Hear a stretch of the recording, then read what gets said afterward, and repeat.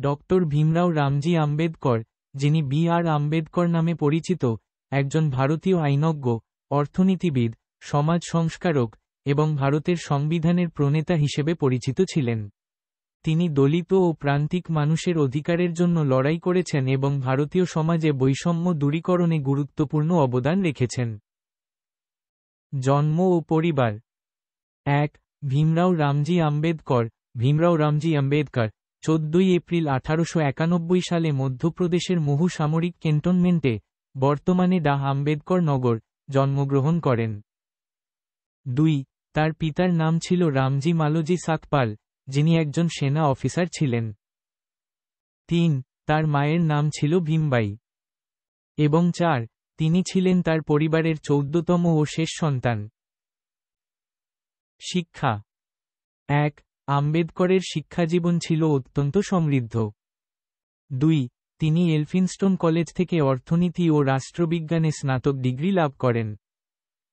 ৩. Colombia বিশ্ববিদ্যালয় থেকে অর্থনীতিতে স্নাতকোত্তর ডিগ্রি অর্জন করেন। ৪. লন্ডন স্কুল অফ ইকোনমিক্স থেকে অর্থনীতিতে ডক্টরেট ডিগ্রি লাভ করেন। এবং ৫. ১৯২৭ সালে তিনি কলম্বিয়া বিশ্ববিদ্যালয় থেকে আরেকটি ডক্টরেট ডিগ্রি অর্জন করেন। কর্মজীবন ও রাজনৈতিক কার্যকলাপ। ১. আম্বেদকর ভারতের স্বাধীনতার প্রচারণা ও আলোচনায় সক্রিয়ভাবে জড়িত ছিলেন। ২. তিনি ১৯৩৬ সালে ইন্ডিপেন্ডেন্ট লেবার পার্টি প্রতিষ্ঠা করেন। ৩. ১৯৪৭ সালে তিনি স্বাধীন ভারতের প্রথম প্রধানমন্ত্রী জওহরলাল নেহরুর মন্ত্রিসভায় আইনমন্ত্রী হন। ৪. তিনি ভারতীয় সংবিধানের খসড়া কমিটির সভাপতি ছিলেন। ৫. তিনি ভারতের সংবিধানের স্থপতি হিসেবে পরিচিত। এবং ৬. ১৯৫৬ সালে তিনি বৌদ্ধ ধর্মে ধর্মান্তরিত হন। মৃত্যু। Doctor B R. আম্বেদকর ৬ ডিসেম্বর ১৯৫৬ সালে দিল্লিতে মারা যান। উত্তরাধিকার। ১.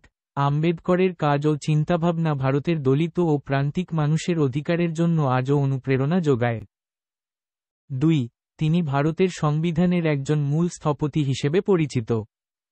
এবং ৩. তার শিক্ষা ও রাজনৈতিক কর্মজীবন ভারতের ইতিহাসে একটি গুরুত্বপূর্ণ স্থান অধিকার করে আছে।